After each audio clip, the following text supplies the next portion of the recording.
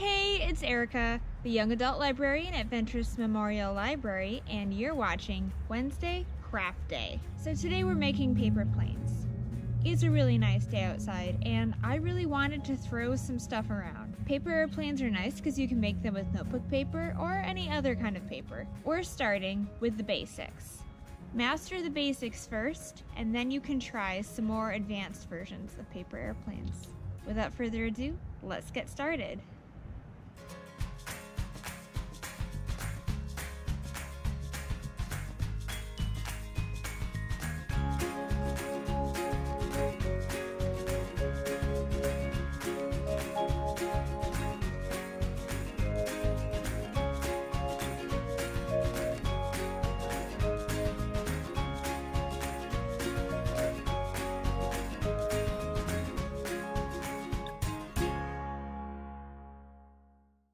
Thank you so much for joining us on this beautiful day for another Wednesday Craft Day.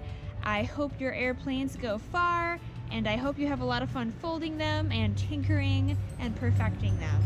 And we will see you next week.